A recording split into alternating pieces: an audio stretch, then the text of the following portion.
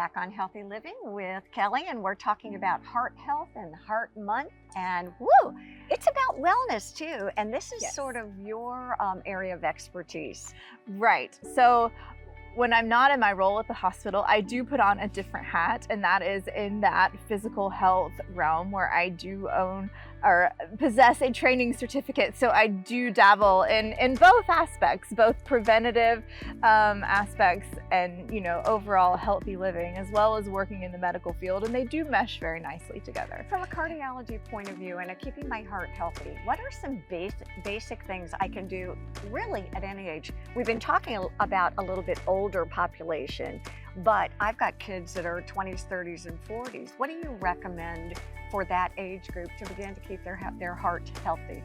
So, you know, one of the things that we find is that a lot of times, and one of the most controllable factors that we find is that of our body weight. Maintaining that ideal body weight can single-handedly combat so many issues that arise in the body, our heart health being one of them. You know, the more weight we carry on our bodies, the harder our heart has to work, and we only have one of them, right? Yeah, and so we have to take care of it. And so the more that it functions in the way that it was intended to function, the longer it's going to last. So I take that into account, and when we look at that, it's everything. It's, you know, making sure that we exercise so that we, you know, keep everything healthy. Exercise that muscle. Yes. That darn heart is muscle, right? Right. Get that muscle going, keep it working, you know, let it work hard and come back to rest, but not having to do that all day, every day, but doing it for that short stint so that it builds up that muscle strength, the capacity over time. That in turn helps us to burn those calories and get the fat down. The more muscle we build, the more fat we can burn, and so it makes it a little bit easier. And then, you know, it translates into other things, like it helps us with our risk of diabetes. It helps us with our risk of everything involving all of the different systems in the body. That is the one factor that plays the biggest role in everything. Being a psychologist, I do a lot with sleep, and I think sleep is a critical thing for heart health too, just for overall health and wellness. What about food? How does food impact heart health?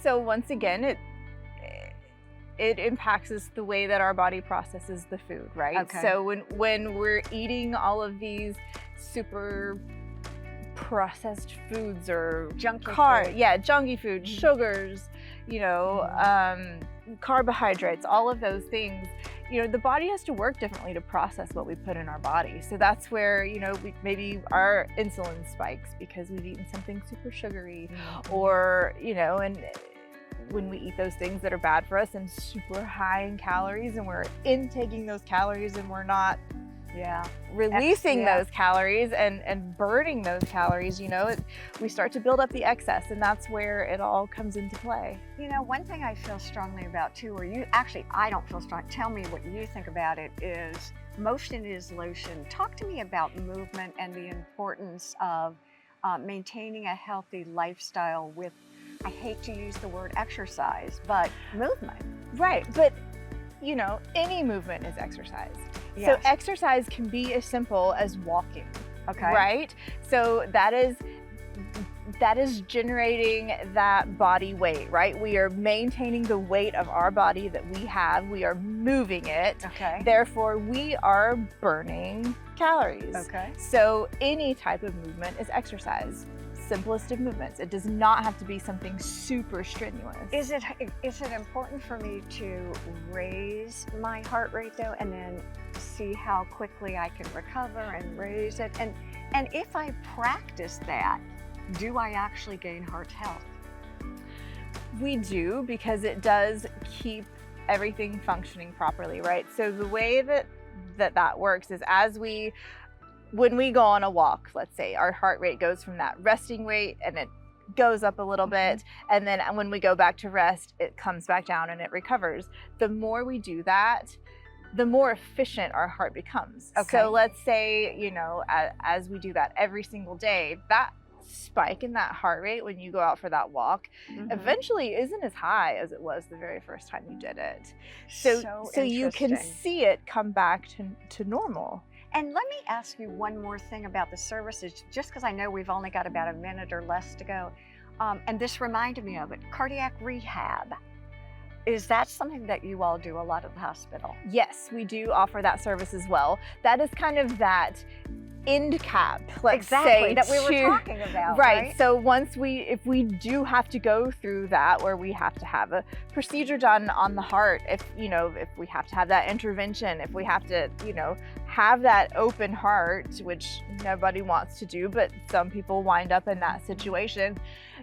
It's a surgery, right? In the same way that if you were to, cut yourself and have stitches and have to recover that area, you have to recover the heart.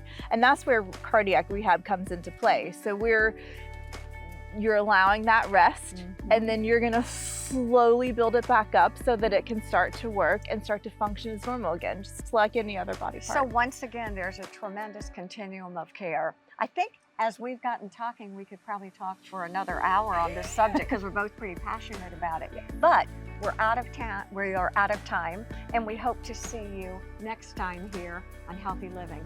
Have a safe and wonderful week. Bye-bye.